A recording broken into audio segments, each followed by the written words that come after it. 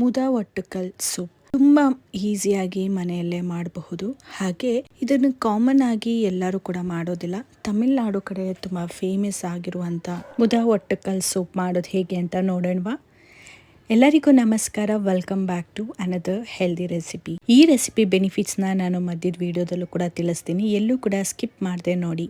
ಇದನ್ನ ನೀವು ತಗೊಂಡು ಬಂದಿದ ತಕ್ಷಣನೇ ಒದ್ದೆ ಬಟ್ಟೆಯಲ್ಲಿ ಸುತ್ತಿಟ್ರೆ ಒಂದು 15-20 ದಿನದವರೆಗೂ ಇಟ್ಕೋಬಹುದು. ಹಾಗೆ ನಾವು ಕೂಡ ಆಲ್ಮೋಸ್ಟ್ ಒಂದು 2 ವಾರದವರೆಗೂ ಇಟ್ಕೊಂಡು ಸೂಪ್ನ ಮಾಡ್ಕೊಂಡ್ವಿ. ನಾನು ತಗೊಂಡಾಗ ಇದಕ್ಕೆ ಕೆಜಿ 400 ರೂಪಾಯಿ ಇತ್ತು. ಈಗ ಇದ್ರ ಮೇಲಿರುವಂತಹ ಸಿಪ್ಪೆನ ತೆಗಿಬೇಕಾಗತ್ತೆ.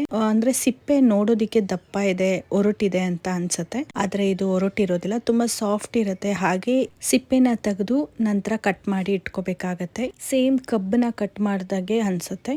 ಈಗ ಸಿಪ್ಪೆನೆಲ್ಲ ತೆಗೆದ್ಬಿಟ್ಟು ಇದನ್ನ ಚೆನ್ನಾಗಿ ತೊಳೆದು ಮತ್ತೆ ನಾವು ಇದನ್ನ ರುಬ್ಬೋದಿಕ್ಕೆ ಎಷ್ಟು ಬೇಕೋ ಅಷ್ಟು ಸಣ್ಣದಾಗಿ ಕಟ್ ಮಾಡಿ ರೆಡಿ ಮಾಡಿ ಇಟ್ಕೋಬೇಕು. ಆಲ್ಮೋಸ್ಟ್ ಈ ಬೇರಿಂದ ಸೂಪ್ನ ಮಾತ್ರ ಮಾಡಿ ಕುಡಿತಾರೆ. ನಾನು ನೋಡಿದ ಮಟ್ಟಿಗೆ ಬೇರೆ ತರದ ರೆಸಿಪಿನ ಮಾಡ್ತಿದ್ರೆ ಕಮೆಂಟ್ ಬಾಕ್ಸ್ ಅಲ್ಲಿ ತಿಳಿಸಿ. ಇದ್ರ ಸೂಪ್ನ ಕುಡಿಯೋದ್ರಿಂದ ಜಾಯಿಂಟ್ ಪೇನ್, ಬೋನ್ಸ್ ಪೇನ್ ಇದ್ರೆ ಹೋಗುತ್ತೆ. ಜಾಸ್ತಿ ಇದನ್ನ ಬಳಸೋದು ಮೂಳೆ ಮತ್ತೆ ಜಾಯಿಂಟ್ ಪೇನ್ಗೆನೆ ಬಳಸೋದು. ಇದ್ರ ಜೊತೆಗೆ ಡೈಜೆಷನ್ ಸಿಸ್ಟಮ್ ಇಂಪ್ರೂವ್ ಮಾಡುತ್ತೆ, ಇಮ್ಯುನಿಟಿ ಪವರ್ ಜಾಸ್ತಿ ಮಾಡುತ್ತೆ, ಇನ್ನೂ ಹಲವಾರು ಬೇರೆ ಬೇರೆ ವಿಭಿನ್ನವಾಗಿರುವಂತ ಬೆನಿಫಿಟ್ಸ್ ಇದರಲ್ಲಿದೆ. ಇವಾಗ ರುಬ್ಕೋಬೇಕಾಗತ್ತೆ. ಒಂದು ಮಿಕ್ಸಿ ಜಾರ್ಗೆ ಬೇರ್ನ ಕಟ್ ಮಾಡಿರುವಂತದನ್ನ ಹಾಕೊಳ್ಳಿ. ನಂತರ 2 ಇಂಚ್ ಆಗೋಷ್ಟು ಶುಂಠಿ, ಒಂದು 5-6 ಇಳ್ಕಷ್ಟು ಬೆಳ್ಳುಳ್ಳಿ, ಅರ್ಧ ಈರುಳ್ಳಿನ ಹಾಕೊಂಡಿದ್ದೀನಿ, ಒಂದು ಹಸಿಮೆಣಸಿನಕಾಯಿ, 1 ಕಡ್ಡಿ ಆಗೋಷ್ಟು ಕರ್ಬೇವಿನ ಸೊಪ್ಪು, ಅರ್ಧ ಸ್ಪೂನ್ ಆಗೋಷ್ಟು ಮೆಣಸು, ಜೀರಿಗೆ. ಇದ್ರ ಜೊತೆಗೆ ರುಬ್ಬೋದಿಕ್ಕೆ ಎಷ್ಟು ಬೇಕೋ ಅಷ್ಟು ನೀರ್ನ ಹಾಕೊಂಡು ಇವಾಗ ನುಣ್ಣದಾಗಿ ರುಬ್ಕೋಬೇಕಾಗತ್ತೆ. ಈ ಬೇರು ಒಂದು ಬಂಟೆ ಹತ್ರ ಬೆಳೆಯತ್ತಂತೆ, ಹಾಗೇನೆ ತಮಿಳ್ನಾಡು ಕಡೆ ಬಹಳಷ್ಟು ಬಳಸ್ತಾರೆ. ಹಾಗೆ ಇದು ತುಂಬಾ ಜಾಸ್ತಿ ಸಿಗೋದು ತಮಿಳ್ನಾಡು ಕಡೆನೆ. ಇವಾಗ ರುಬ್ಬಿದಾಗಿದೆ. ಇದನ್ನ ಒಂದು ಬೌಲ್ಗೆ, ಅಂದ್ರೆ ನಾವು ಕಾಯಿಸೋದಿಕ್ಕೆ ಇಟ್ಕೊಂತೀವಲ್ವಾ, ಅದೇ ಪಾತ್ರೆಗೆನೆ ಟ್ರಾನ್ಸ್ಫರ್ ಮಾಡ್ಕೊಳ್ಳಿ. ನಂತರ ನಾವು ಸೂಪ್ ಎಷ್ಟು ಕ್ವಾಂಟಿಟಿಲಿ ಮಾಡ್ತೀವಿ ನೋಡಿ, ಅದರ ತಕ್ಕಂತೆ ನೀರ್ನ ಕೂಡ ಹಾಕೋಬೇಕು. ಇಲ್ಲಿ ನಾನು 2.5 ಗ್ಲಾಸ್ ಆಗೋಷ್ಟು ನೀರ್ನ ಹಾಕೊಂಡು ಮತ್ತೆ ಇವಾಗ ಕಲಸ್ಬೇಕು. ನಾವು ರುಬ್ಬಿ ಹಾಕಿದಾದ್ಮೇಲೆ ನೀರ್ನ ಹಾಕಿದ್ಮೇಲೆ ಒಂದ್ಸತಿ ಕಲಸಿದ್ರೆ ನೀಟಾಗಿ ಮಿಕ್ಸ್ ಆಗತ್ತೆ, ಹಾಗೆ ಹೊಂದ್ಕೊಳ್ಳುತ್ತೆ. ಇವಾಗ ನಾವು ಕಾಯಿಸ್ಕೋಬೇಕಾಗತ್ತೆ, ಚೆನ್ನಾಗಿ ಮಳಸ್ಕೋಬೇಕು. ಬೇಕಂದ್ರೆ ನಾವು ಹೀಗೆ ಮಳ್ಸಿದ ನಂತರನೂ ಕುಡಿಬಹುದು, ಇಲ್ಲಾಂದ್ರೆ ಸೋಸ್ಕೋಬೇಕಾಗತ್ತೆ. ಬನ್ನಿ ಅದ್ರ ಬಗ್ಗೆನೂ ಕೂಡ ಡೀಟೇಲ್ ಆಗಿ ತೋರಿಸ್ತೀನಿ.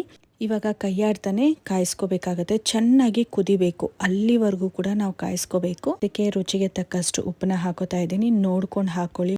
ಒಂಚೂರು ಉಪ್ಪು ಜಾಸ್ತಿ ಆದ್ರೂ ಕೂಡ ಕುಡಿಯೋದಿಕ್ಕೆ ಚೆನ್ನಾಗಿರೋದಿಲ್ಲ, ನೋಡ್ಕೊಂಡು ಉಪ್ಪನ್ನ ಹಾಕೊಳ್ಳಿ. ಕುದಿಯೋದಿಕ್ಕೆ ಶುರುವಾಗಿದ ತಕ್ಷಣನೇ ಮೇಲ್ಗಡೆ ಒಂಥರ ನೊರೆ ತರ ಫಾರ್ಮ್ ಆಗುತ್ತೆ ನೋಡಿ, ಈ ರೀತಿಯಾಗಿ.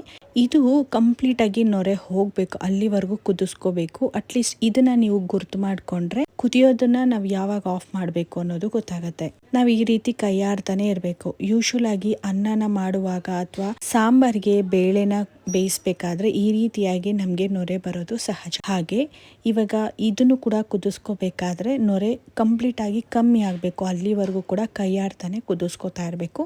ನಾನು ನಿಮ್ಗೆ ಒಂದೊಂದು ಸ್ಟೆಪ್ ಕೂಡ ತೋರಿಸ್ತಾ ಇದ್ದೀನಿ. ಸೊ ಇದೇ ರೀತಿಯಾಗಿ ಪದೇ ಪದೇ ನೀವು ಕೈಯಾಡ್ತಾನೆ ಇರ್ಬೇಕಾಗತ್ತೆ, ಇದು ತುಂಬಾನೇ ಇಂಪಾರ್ಟೆಂಟ್. ನೋಡ್ಬೋದು ಇವಾಗ ನೊರೆ ಆಲ್ಮೋಸ್ಟ್ ಕಮ್ಮಿ ಆಗಿದೆ, ಇನ್ನು ನೋಡಿ ಕಂಪ್ಲೀಟ್ ಆಗಿ ನೊರೆ ಹೋಗಿದೆ. ಇವಾಗ ಸ್ಟವ್ನ ಆಫ್ ಮಾಡ್ಕೊಂಡು ಸ್ವಲ್ಪ ತಣ್ಣಗಾಗೋವರೆಗೂ ಕಾಯ್ಬೇಕಾಗತ್ತೆ. ತಣ್ಣಗಾದ್ಮೇಲೆ ಸೋಸ್ಕೊಳ್ಳಿ, ಅಥವಾ ಬಿಸಿ ಬಿಸಿ ಇದ್ದಾಗ್ಲೂ ಕೂಡ ಸೋಸ್ಕೋಬಹುದು. ಆದ್ರೆ ಸ್ವಲ್ಪ, ಅಂದ್ರೆ ತುಂಬಾ ಬಿಸಿ ಇರುತ್ತೆ ನೋಡಿ, ಚೆನ್ನಾಗಿ ಕುದ್ದಿರುತ್ತೆ, ಸ್ವಲ್ಪ ಹೀಟ್ ಕಡಿಮೆ ಆದ್ಮೇಲೆ ನೀವು ಸೋಸ್ಕೊಳ್ಳೋದ್ರಿಂದ ಈಸಿಯಾಗಿ ಫಿಲ್ಟರ್ ಮಾಡೋದಕ್ಕೆ ಹೆಲ್ಪ್ ಆಗುತ್ತೆ. ಇನ್ನು ಇವಾಗ ನೀರ್ನ ಫಿಲ್ಟರ್ ಮಾಡ್ಕೊಂಡು ಇದಕ್ಕೆ ಸ್ವಲ್ಪ ಕೊತ್ತಂಬರಿ ಸೊಪ್ಪನ್ನ ಹಾಕೊಂಡ್ರೆ ಸೂಪ್ ರೆಡಿ ಆಗುತ್ತೆ. ಹಾಗೆ ಇದಕ್ಕೆ ಇಂಗ್ಲಿಷ್ ಅಲ್ಲಿ ವೆಜ್ ಗೋಟ್ ಲೆಗ್ ಅಂತ ಕರೀತಾರೆ. ಮನೆಯಲ್ಲಿ ವಯಸ್ಸಾಗಿರೋರಿದ್ರೆ ಅವರಿಗೆ ಈ ಸೂಪ್ ಕೊಡೋದು ತುಂಬಾನೇ ಒಳ್ಳೆಯದು. ನೀವೇನಾದ್ರೂ ತಮಿಳ್ನಾಡು ಕಡೆಯವರಾಗಿದ್ರೆ ಅಥವಾ ಮುಂಚೆನೆ ಮಾಡ್ತಾ ಇದ್ರೆ ಇದ್ರ ಜೊತೆಗೆ ಬೇರೆ ಬೇರೆ ರೆಸಿಪೀಸ್ ಇದ್ರೆ ದಯವಿಟ್ಟು ನನಗೆ ಟ್ಯಾಗ್ ಮಾಡಿ. ಈ ರೆಸಿಪಿ ಇಷ್ಟ ಆಯ್ತಂದ್ರೆ ಕಮೆಂಟ್ ಬಾಕ್ಸಲ್ಲಿ ಎಸ್ ಅಂತ ಕಮೆಂಟ್ ಮಾಡಿ. ಸಬ್ಸ್ಕ್ರೈಬ್ ಮಾಡ್ಕೊಂಡಿಲ್ಲ ಅಂದ್ರೆ ಸಬ್ಸ್ಕ್ರೈಬ್ ಮಾಡ್ಕೊಳ್ಳಿ. Thank you.